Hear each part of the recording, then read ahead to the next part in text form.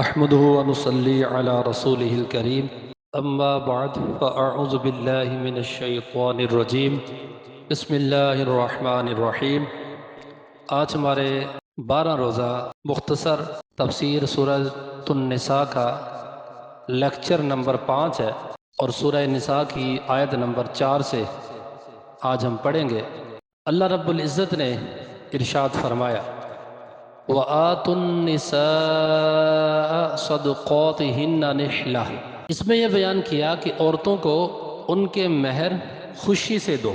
وَآتُوا النِّسَاءَ صَدُقَاتِهِنَّ نِحْلَةً، عورتوں کو مہر دینے کا یعنی حق مہر جو شادی میں نکاح کے وقت مقرر کیا جاتا ہے اس کے دینے کا حکم اللہ رب العزت فرما رہا ہے۔ آگے فرمایا فَإِن طِبْنَ لَكُمْ عَنْ شَيْءٍ مِّنْهُ نَفْسًا، پھر اگر وہ خوش دلی سے مہر میں سے تمہیں کچھ دے دیں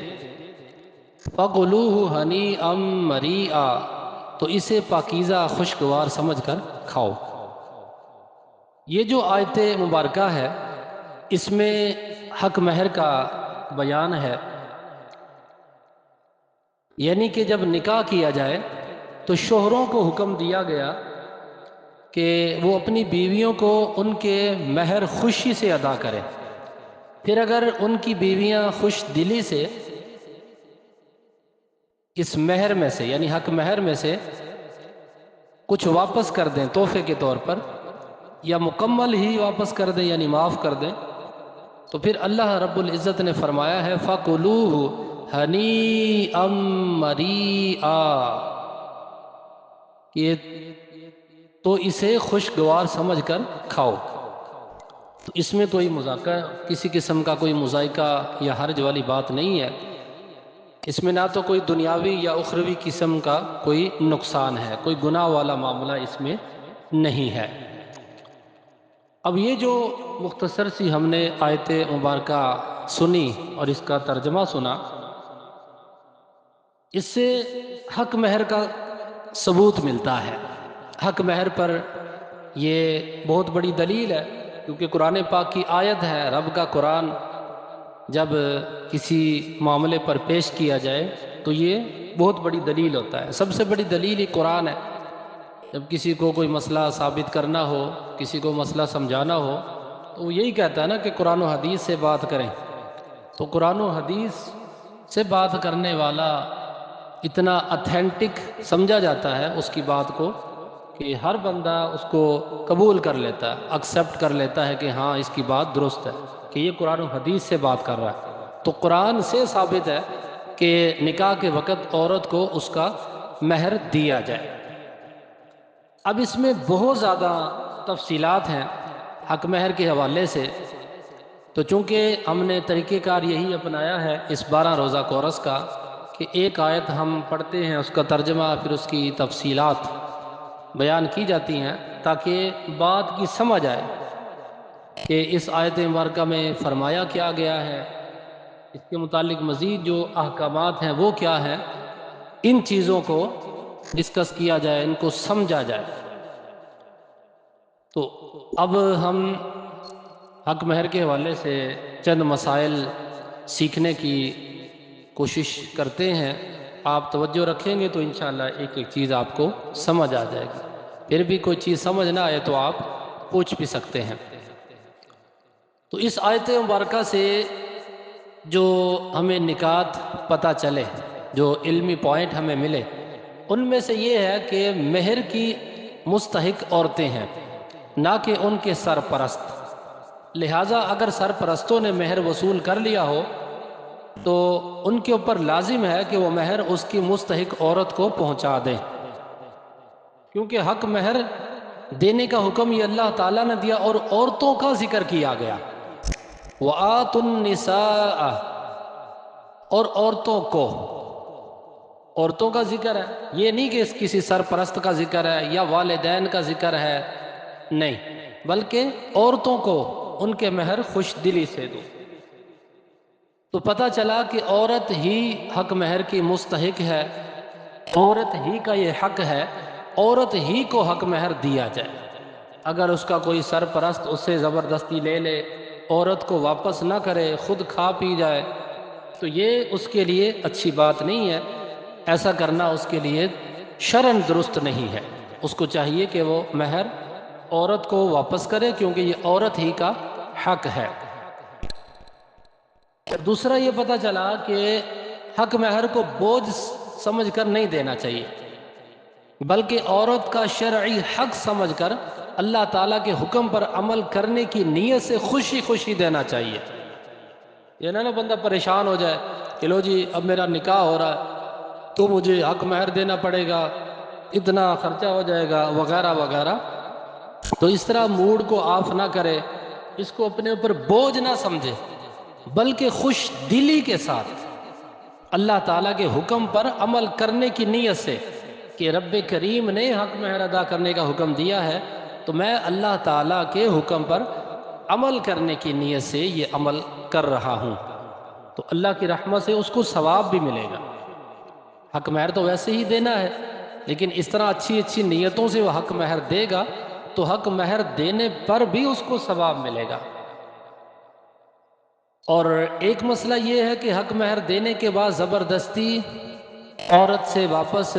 لینے کی شرعاً اجازت نہیں ہوتی، اور زبردستی معاف کروانے کی بھی اجازت نہیں ہوتی۔ جو حق مہر عورت کو دے دیا گیا، چونکہ اس کا نام ہی حق مہر رکھا گیا، حق جو عورت کا حق ہے، جو عورت کا حق ادا کر دیا گیا،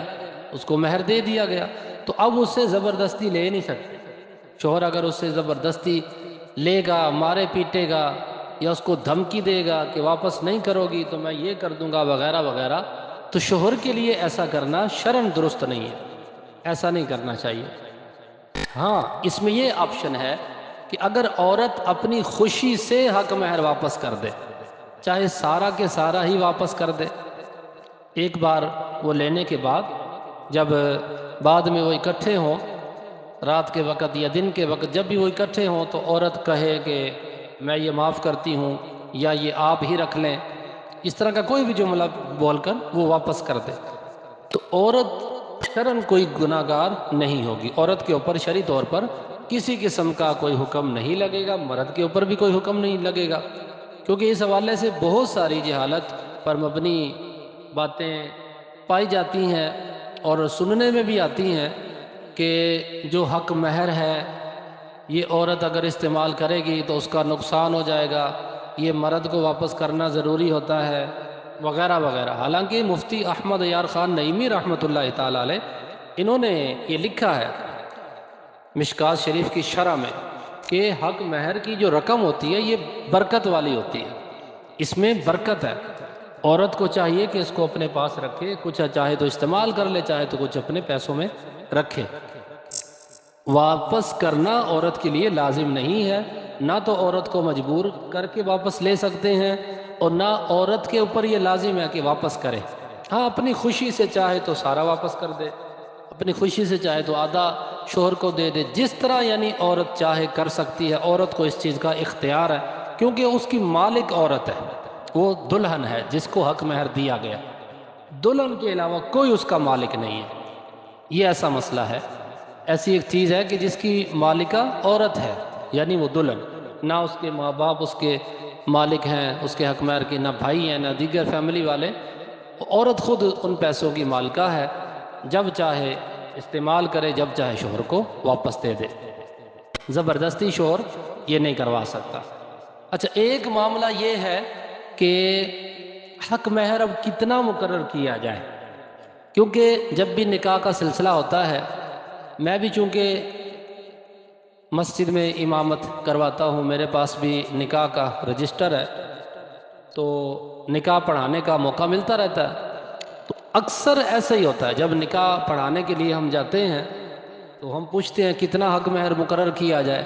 تو سوال یہی آتا ہے، ہر بندہ یہی کہتا ہے جو شریعت میں ہے جی آپ وہ مقرر کر دیں، جو شرعی اعتبار سے بنتا ہے آپ وہ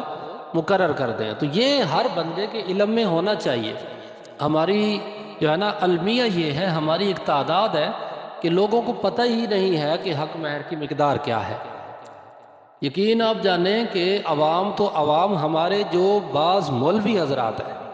آئمہ مساجد ہیں جو باقاعدہ درسیات کے فاضل نہیں ہیں، علماء نہیں ہیں،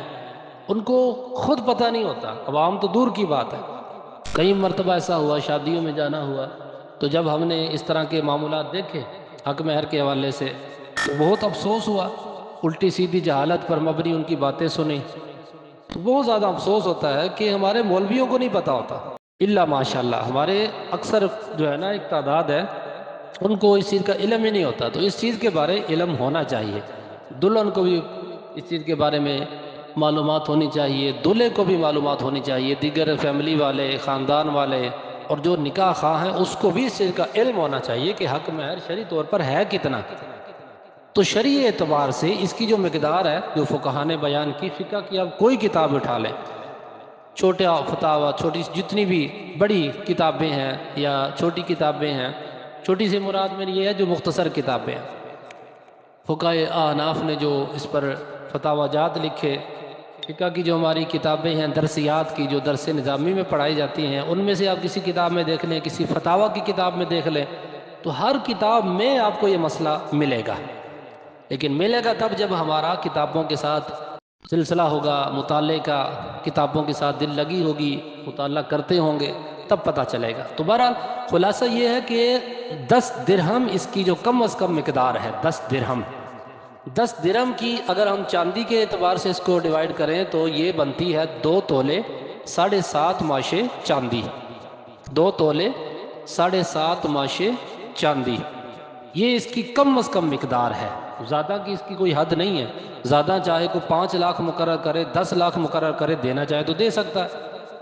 لیکن کم از کم اس کی جو مقدار ہے 10 درہم یعنی چاندی کے اعتبار سے 2 تولے 7.5 ماشے چاندی، اس سے کم مہر مقرر نہیں کرنا چاہیے، بلکہ یہ تو جائز ہی نہیں ہے۔ اب اس کا جو ہے معاملہ یہ ہے کہ جب نکاح کا سلسلہ ہو تو پتہ کر لیا جائے مارکیٹ سے، کیونکہ ریٹ بڑھتا رہتا ہے، ابھی کچھ ماہ پہلے جو ہے وہ 40,000 تک چلا گیا تھا، ابھی پھر کچھ اس کا ریٹ ڈاؤن ہو گیا ہے، اب اگلے دن ہم نے پتہ کیا تھا تو یہ تقریباً 23,000 کے قریب بن رہا تھا، آج کا ریٹ ہو سکتا ہے 22,000 ہو یا 24,000 ہو، بہرحال اس کے ارد گرد ہی جو ہے نا اس کے آگے پیچھے ہی ہوگا۔ تو جب بھی نکاح کا سلسلہ ہو مارکیٹ سے ریٹ پتہ کر لیا جائے کہ آج کا ریٹ کتنا ہے، اسی اعتبار سے کہ 2 تولے 7.5 ماشے چاندی، 2 تولے 7.5 ماشے چاندی کی جو قیمت بنتی ہے وہ حق مہر مقرر کر دیا جائے، اس سے زیادہ کرنا چاہیں تو کر سکتے ہیں لیکن اس سے کم نہیں کرنا چاہیے۔ اس میں اب یہ چیز ہے کہ بعض اوقات اتنی گنجائش نہیں ہوتی، وہ حالات اس طرح کے ہوتے ہیں، شادی بہت مشکل سے انہوں نے کی ہوتی ہے اخراجات کر کے، تو اس میں یہ آپشن ہوتا ہے، وہ نکاح فارم میں بھی لکھا ہوتا ہے معجل اور غیر معجل کا، کہ آپ کچھ معجل کر لیں کچھ غیر معجل کر لیں، یعنی وقتی طور اگر پیسے نہیں ہیں تو آپ کچھ ادا کر لیں باقی کچھ بعد میں دے لیں، تو یہ آپشن ہو سکتا ہے، اس میں جو ہے آسانی کے ساتھ حق مہر بھی ادا کر دیا جائے گا اور آپ گناہ سے بھی بچ جائیں گے۔ لیکن اگر آپ کہتے ہیں ہمارے پاس گنجائش ہی نہیں ہے، وہ 25,000 بن رہا ہے جی، 23,000 بن رہا، ہم تو 3,000 دیں گے، ہم تو 5,000 دیں گے، اس طرح نہیں کرنا چاہیے، اس طرح گناہ ہوگا، اور چونکہ یہ حق مہر دینا واجب ہے، اگر کم بھی مقرر کیا جائے جو مقدار بنتی ہے، مثلاً بنتے ہیں 23,000 روپے، آپ دے رہے ہیں 5,000 مقرر کر لیے گا تو باقی جو بنتے ہیں نا وہ دینا واجب ہوتا ہے، بعد میں بھی دے سکتے ہیں، لیکن اگر اس طرح معجل اور غیر معجل کر لیا جائے کہ بھائی اتنے ہم دے رہے ہیں باقی بعد میں دیں گے، اس طرح بھی آپ کر سکتے ہیں، تو بعد میں پھر جو مقرر ہوا وہ دینا بھی واجب ہوتا ہے۔ مزید اس میں کافی تفصیلات ہیں فقہ کی کتابوں میں، اگر آپ چاہیں تو اس کا مطالعہ کر کے تفصیلات دیکھ سکتے ہیں، جس طرح فتاوی رضویہ میں بھی آپ دیکھ سکتے ہیں اور بہار شریعت میں بھی آپ اس کی تفصیلات کافی دیکھ سکتے ہیں، آپ کو علمی اعتبار سے بہت زیادہ فائدہ ہوگا۔ انشاءاللہ میں کوشش کروں گا حق مہر کے حوالے سے کچھ معلومات سینڈ بھی کر دوں گا تاکہ آپ کے علم میں اضافہ ہو، اللہ تعالی ہمیں عمل کی توفیق عطا فرمائے۔ وما علینا الا البلاغ المبین۔